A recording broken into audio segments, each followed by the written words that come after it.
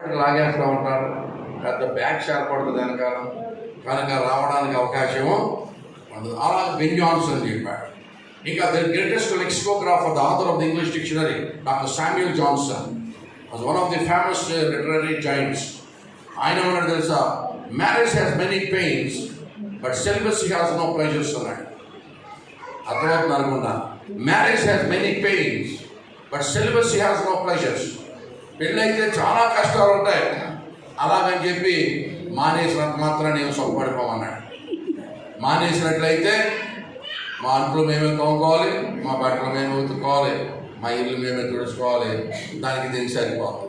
కానీ marriage has many pains but celibacy has no pleasures అన్నాడు.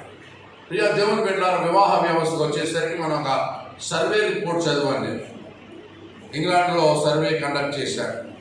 పెళ్ళైనటువంటి ఆడవాళ్ళు 10,000 మందిని ఇంటర్వ్యూ చేశారు. ఇంటర్వ్యూ చేసి ఆడవాళ్ళని అడిగారట, మరలా ఇంకో జన్మ అంటూ ఉంటే ఇతరునే చేసుకుంటామని అడిగారట. అప్పుడు 89% అన్నారట, ఈ తెలివితేటలు అప్పుడుంటే ఈ నిర్ణయం చేసుకున్నాను. ఆ రోజుల్లో నా మొక్క మైకం గమ్మిందో నాకు తెలియదు, ఎలా నచ్చాడు చేసేసుకున్నాను అన్నారట. ఎంతమంది? 189 మంది. మగవాళ్ళు ఇంటర్వ్యూ చేశారట, మళ్ళీ జన్మ అంటూ ఉంటే ఈవిడ్నే చేసుకుంటామంటే మగవాళ్ళు అన్నారట, ఆవిడ ఈవిడ సంగతి అలా ఉంచండి, అసలు ఈ పెళ్ళే చేసుకోవాలన్నారు. వివాహ వ్యవస్థ గురించి చాలా రకరకాల కాన్సెప్ట్స్ ఉన్నాయి. అయితే దేవుడు అంటున్నాడు, జాగ్రత్త వినండి. ఇప్పుడు పెళ్ళి బాగా జరుగుతుందంటే అర్థం ఏంటంటే, హిందూ పురాణాల్లో ఆడవాళ్ళని 4 రకాలుగా విభాగించారు. ఆడవాళ్ళు ఎన్ని రకాలట? పద్మిని రకం, 2వ రకం చిత్రిణీ రకం, 3వ రకం శంకిణీ రకం, 4వ రకం హస్తిని రకం. ఆడవాళ్ళు ఎన్ని రకాలండి? 4 రకాలు. మొదటిది పద్మిని, రెండవది పద్మిని అంటే పద్ధతి అయిన అమ్మాయి అన్నమాట. చిత్రిని అంటే చిత్ర వేషాలు వేస్తుంది, ఎప్పుడే వేషం అవుతుందో తెలియదు. శంకిని అంటే ఇంక చెప్పనే అక్కర్లేదు. హస్తిని అంటే కొంచెం లావుగా ఉండి బొద్దుగా ఉన్న వాళ్ళని హస్తిని అంటారు. అంటే అకార్డింగ్ టు పురాణాలు బట్టి మగోడు జీవితం దేని మీద ఆధారపడిందంటే, ఈ 4 రకాల్లో ఎవరితో దొరికిందో దాని మీద మగవాడు బతుకు ఆధారపడి ఉంటుంది. పద్మిని దొరికితే పర్లేదు, పొరపాటున కానీ శంకిని కానీ హస్తిని కానీ ఏమైనా చిత్రిని కానీ దొరికితే రామాలు అంగలాలు దేవుడండి. ఇక్కడికి ఇక్కడ విలాపవాక్యాలే, పరమగీతానికి అవకాశమే ఉండదు. జ్యోతి పద్మిని మా ఓడిసైనటువంటి భయభక్తులు కలిగినటువంటి ప్రార్థనా పర్వాలు వాక్యం ఎక్కువ చదువుతారు. వెరీ సంగతి చదువుతుందని నేను చూడలేదు, కానీ ప్రశ్నలు అడిగితే దానికి ఇదే నీ కారణాలు చదువుతుందని అర్థం అన్నమాట. కనుక ఆడవాళ్ళతో ఆడవాళ్ళ మీద ఉండదు, బేసిక్ మీద. ఆడవాళ్ళ స్వభావం గురించి కవి పద్యం రాశాడు. గడనగల మగని చూచిన నడుగులకు మడుగులెత్తు రతిమలు ధరలు, గడనుడిగిన మగని చూచిన నడపీలుగు వచ్చిననుచు నగుదురు సుమతి. సంపాదించేవాడు చూస్తేనంట అడుగులకు మడుగులు ఎత్తుతారట ఆడవాడు. గడనగల మగని చూచిన అడుగులకు మడుగులెత్తు రతిమలు ధరలు, గడనుడిగిన మగని చూసిన సంపాదన ఆగిపోయిన చూస్తే నడపీనుగు వచ్చే నడుచు నగుదురు సుమతి. పీనుగుతో సమా. ఆ పీనికి ఈ పీనికి తేడా ఏంటంటే, అది నడవదు, వీడు నడుపుతాడు. అంటే డబ్బు సంపాదించకపోతే డిపాజిట్ ఉండవు ఆడవద్దని. అందుకనే చాలా మంది భక్తులు అన్నారు, a woman must be tested in poverty అన్నారు. ఆడ మనిషి యొక్క లక్షణం పట్టుచీర మీద పట్టుచీర, నగల మీద కొనేస్తుంటే ఆయన ఇంద్రుడి చంద్రుడు అన్న కాదు. ఒక్కోసారి వాళ్ళ బళ్ళు అవుతాయి, బళ్ళు వాళ్ళు అవుతాయి, పేదరికం రావచ్చు. అప్పుడు భార్య భర్త పక్క నుండి బీపీ రాకూడగా, ఏమంటే ఎందుకంటే ఎలా మరీ అయిపోతున్నారు, దేవుడు ఉన్నాడని చెప్పాలి. అందుకని పెద్దలు అన్నారు, the women must be tested చెప్పండి ఇన్ పావర్టీ. పేదరికంలో తెలుస్తుంది ఆడ మనిషి యొక్క ఒరిజినల్ రూపం. దాంట్లో ఆడవాళ్ళకి ఇంకొక లక్షణం కూడా ఉంటుంది. పెళ్ళైన తర్వాత వాళ్ళ బంధువులందరినీ బాగా కలిపేసుకుంటారు, మా వాళ్ళు పక్కన తప్ప అది ఇంకా రాశాడు ఎవరు, వేమన్ రాశాడు. పెళ్ళైన తర్వాత అంట, ఆలి వంకవారు ఆత్మబంధువులైన తల్లి వంకవారు తగినపాటి తండ్రి వంకవారు దాయాదులైనయా విశ్వదాభిరామ వినరవేమ. ఆలి వంకవారట కలందరుకోడు ఆత్మబంధువులు ఆత్మ రాసు పూసుకున్నాడు. తల్లి వంకవారు తగినపాటి హాయ్ బాయ్. ఇక తండ్రి వంకవారు అయితే దాయాదులే. అంత ఇన్ఫ్లుయెన్స్ ఉంటుంది. ఎవరి ప్రభావం? భార్య యొక్క ప్రభావం. కనుక women must be tested in poverty. పేదరికంలో కూడా భార్యను దేవుడు మనం పరీక్షించాలన్నారు. చాలా మంది పెళ్ళంటే ఇద్దరి మధ్య అనుకుంటారు. That is the very bad concept. Marriage is not between two, it is between three. వివాహం అనేది ఎప్పుడు కూడా ఇద్దరి మధ్య జరిగేది కాదు, అది ముగ్గురు మధ్య జరిగే వ్యవస్థ. The bride and the bridegroom, and God will be in the center of the marriage, and He plays a very important role. దేవుని యందు భయభక్తులు కలిగి వారు జీవిస్తారు. చిన్న కుటుంబం గురించి మీకు 2 మాటలు చెప్పి ముగించేస్తాను. మనందరికీ పరిచయిస్తున్నటువంటి ఎవరి ఇస్సాకు కుటుంబం. ఇస్సాకు అబ్రహాము యొక్క తండ్రి, అవునా? అబ్రహాము యొక్క కుమారుడు. ఇస్సాకు యొక్క కుమారుడు ఎవరు? యాకోబు, యాషావు. ఈ తండ్రికేమో పెద్ద కొడుకు మీద ఉంది, తల్లికేమో చిన్న కొడుకు మీద ఉంది. ఈ తండ్రి పెద్ద కొడుకును దీవించడానికి ప్లాన్ చేస్తాడు.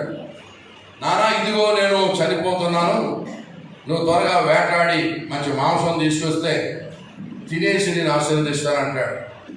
అంటే ఆశీర్వాదానికి భోజనానికి అవినాభావ సంబంధం ఉంది. మంచి భోజనం చేసిన తర్వాత నేను దీవిస్తానన్నాడు. వీళ్ళ కుటుంబ వ్యవస్థలో ఇంత మేజర్ డిసిషన్ తీసుకునేటప్పుడు భార్యతో చెప్పాలి, భార్యని కన్సల్ట్ అవ్వాలి. భార్యకి చెప్పకుండా ఈయన పెద్ద కుమారుని దీవించేస్తానన్నాడు. అప్పుడు ఈవిడేం చేసింది? నాకు చెప్పకుండా నువ్వు ఈ పని చేస్తున్నావు కనుక నేనేమైనా తక్కువ తిన్నానా అని ఆయనకి చెప్పకుండా ఇంకొకరిని మోటివేట్ చేసింది. ఎవరిని? చిన్న కుమారుని. అంటే కుటుంబ వ్యవస్థలో సరైన ర్యాపోర్ట్ కనపట్లేదు అక్కడ. భర్త అంత మేజర్ డిసిషన్ తీసుకునేటప్పుడు ఎవరిని కన్సల్ట్ అవ్వాలండి? భార్య యొక్క సలహాను తీసుకోవాలి. ఫోన్ తీసుకోలేదు ఆయన, ముసలోడు పెద్దోడు. ఈవిడన్నా ఫోన్లే, పెద్దోడు తీసుకోలేదు, దేవుని యొక్క ఆత్మచేత నడిపింపబడుతున్నాడేమో అనుకోకుండా ఈవిడికి ఒక అలవాటు ఉందంట. చార్లెస్ పర్జెంట్ గారు రాశారు. కొంతమంది ఆడవాళ్ళకి ఒక అలవాటు ఉంటుంది ఏంటంటే, వాళ్ళు గోడ పక్క నుండి వింటారట. వాళ్ళు గమ్ములు వెళ్ళిపోతారు అనుకుంటా కానీ ఎవరంట నా గురించి ఏం చెప్పుకుంటున్నారని వింటారట. అటువంటి లక్షణము రెబెకాకుందని చార్లెస్ పర్జెంట్ గారు రాశారు. She was overhearing what Isaac was telling with Esau, and Esau did not tell him, or neither Isaac did not tell her, and she was overhearing behind the walls and behind the door, and she wanted to plan up. ఆమెకి చెప్పకుండా ఈయనకి చెప్పకుండా ఆవిడ చేసేటప్పటికి యాకోబు చాలా ఇబ్బందులు పడ్డాడు. యాకోబు అయినా చెప్పాల్సింది, అమ్మా దేవుని ఆశీర్వాదం నా మీద ఉంది కదా, దేవుని వాగ్దానం నా మీద ఉంది కదా, చిన్నవాడు నా పెద్దవాడు చిన్నవానికి దాసుడవుతాడని చెప్పాడు కదా, దేవుని వాగ్దానం ఉంది కదా, దాని తర్వాత జ్యేష్ఠతో కూడా నేను సంపాదించుకున్నాను కదా, నన్ను ఎందుకు ఇలా రిస్క్లో పెడుతున్నావు? వేషం వేయించి నాన్న దగ్గరికి వెళ్ళమంటున్నావు. ఆ ముసలోడు చూస్తే చేదస్సం ఎక్కువ. కొంపదీసి నేను యాక్షామని కాదని తెలిస్తే ఏం చేస్తాడో? ఉన్న 4 మంది అయితే 14 మంది అయితే 14 ఊడిపోయినట్టు అయిపోద్దేమో. ఎందుకు ఇలా చేస్తున్నామని యాకోబు అనలేదు. ఏమండి, యాకోబు, యాషావు అండ్ ఇస్సాకు, రెబెకా వీళ్ళందరూ కూర్చుని మాట్లాడుకుని ఉంటే యాకోబుకు 20 సంవత్సరాల దాస్యము తగ్గిపోయింది. ఇలా కాని మార్గంలో వెళ్ళాడు. అది తల్లి యొక్క ప్రేరేపణ. తల్లి ప్లాన్ చేసింది. అదే పెద్దలు అంటారు, ఆడవాళ్ళు అబద్ధం ఆడితే చెప్పండి, స్కూల్ చేయండి. చేయట్లేదు. ఆడవాళ్ళు అబద్ధం ఆడితే నాకు అది ఇందాక మగవాళ్ళు ఆడవాళ్ళు 4 రకాలని చెప్పాను కదా, మగవాళ్ళు కూడా 4 రకాలే. కానీ నేను చెప్పను, ఇచ్చేదంటే అది పెద్ద విషయమేమి కాదు. మగవాళ్ళు కూడా 4 రకాలే, కానీ ఇంత ఇంపార్టెంట్ కాదు. ఆడవాళ్ళు ఇంపార్టెంట్, లేడీస్ ఫస్ట్. కనుక కుటుంబ వ్యవస్థలో ప్రియులారా, యాకోబు కనుక యాషావుతో మాట్లాడి ఇస్సాకు రెబెకా కూర్చుని కుటుంబంలో మాట్లాడుకొని వాళ్ళు జాగ్రత్తగా దేవుని ప్రణాళిక ఈ పిల్లవాడి మీద ఉంది కదా, దేవుని ఏర్పాటు ఇలా ఉంది కదా, ప్రవచనం ఇలా ఉంది కదా అని వాళ్ళు ఆలోచించుకుంటే అద్భుతం జరిగేది. ఆడవాళ్ళు ఒక లక్షణం ఉంటుంది, ఏం తెలుసండి, దేవుడు వచ్చి ఇచ్చే సమయం వరకు ఆగలేదు. కొంచెం తొందరపాటు ఉంటుంది, కొంచెం ఆందోళన ఉంటుంది. ఏమంటే అవకాశం చేజారిపోతుందేమో అనిపిస్తుంది. ఏమంటే రెబెకా ఏమనుకుందంటే, ఇప్పుడు కనుక పిల్లోడిని నేను ఈ విధంగా ట్రైనప్ చేసి పంపించకపోతే చిన్నపిల్లడు అన్యాయం అయిపోతాడు అనుకుంది. నేను ఇంటర్ఫీర్ అవ్వకుండా ఉంటే, ఈ సమయంలో కనుక నేను మౌనంగా ఉంటే యాకోబు కుమారుడైన ఇస్సాకు కుమారుడైనటువంటి యాకోబు అన్యాయం అయిపోతాడు అనుకుంది. కానీ రెబెకా కనుక దేవుడు గొప్పవాడు, దేవుడు సెలవిచ్చింది నెరవేరుతుంది, మనం ఎవరు మన సొంత బ్రెయిన్ ఆలోచించక్కర్లేదు, పెట్టక్కర్లేదు అని రెబెకా కనుక మౌనంగా ఉండుంటే దేవుడు, నేను అనుకుంటున్నాను, యాషావుకు ఆ యొక్క జంతువుని తొలగనిచ్చేవాడు కాదు అనుకుంటున్నాను నేను. సుమా ఎంత ఇంత ఈజీగా వెళ్ళి ఏమంటే యాషావుకి వేటాడడానికి జంతువు దొరకకుండా దేవుడు ఆపరేట్ చేసేవాడు. శారం కూడా అదే పనిచేసింది. దేవుని సమయం వరకు ఆవిడ ఆగలేకపోవడం వలన ఇష్మాయేలు వచ్చాడు. అంటే God does everything beautiful in his own time. God does everything according to his calendar. God will have a calendar to operate the things in the lives of every individual. ఒకే ఒక్క చోట మాత్రం ఆయన సమయం రాకపోయినా మార్చుకున్నాడు. ఎక్కడంటే కానాను విందులో నా సమయం ఇంకా రాలేదన్నాడు. దేవుని బిడ్డలారా, కనుక ఒక భక్తుని యొక్క కుటుంబం, ఒక పేట్రియాట్ యొక్క కుటుంబం, గొప్ప దైవజన్య కుటుంబం ఎన్ని కాలంలో చూడండి అలా గొడవ పెట్టడం వల్ల యాషావు యాకోబులు విరోధులైపోయిన అన్నదమ్ములిద్దరూ బద్ధ శత్రువులు అయిపోయారు. నేను చంపేస్తానంట, ఆయన శపథం పోతామన్నాడు. ఈయన ఎక్కడికో పారిపోయాడు. ఎక్కడికి పారిపోయాడు?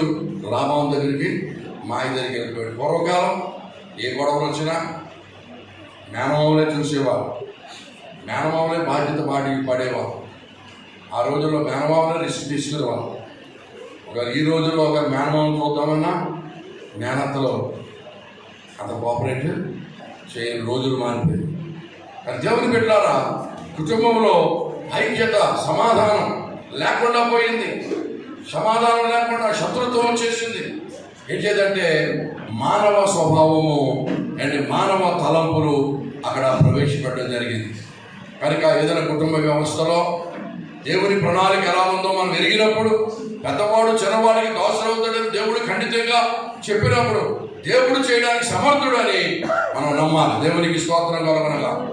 ఒకసారి చేతులు జారిపోతున్నట్టు పరిస్థితులు చేతులు జారిపోతున్నట్టుగా మనకు అనిపిస్తాయి, కానీ God is powerful, God is awesome, hour God is able. దేవుని బిడ్డలారా, కనుక అటువంటి ఆత్మ సంబంధమైన కుటుంబంగా ఏమండి దేవుని విషయాలలో దేవునికి ప్రాధాన్యత ఇచ్చే కుటుంబంగా వారు ఉండాలని కోరుకుంటున్నాను. జాషువా అండ్ జ్యోతి అత్యధికమైన భారం మోస్తూ ఉన్నారు.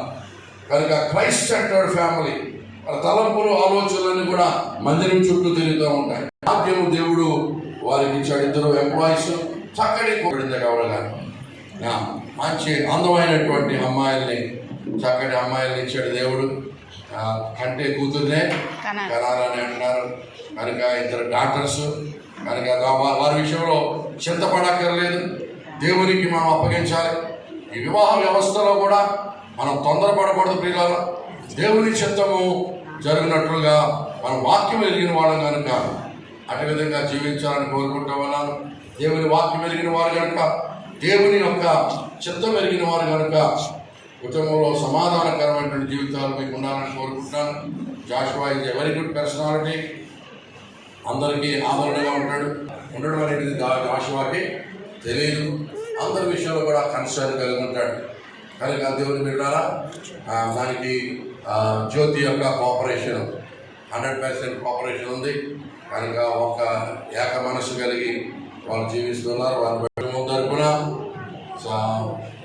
2 నూరేళ్ళు వారు బ్రతకాలని, దేవుని అక్కడ ఆలస్యమైతే గోల్డెన్ జూబిలీ కూడా సెలబ్రేట్ చేసుకోవాలని నేను ఆశిస్తూ నా విషయస్ వారికి తెలియజేస్తూ ఈ మాటలు ముగిస్తున్నాను.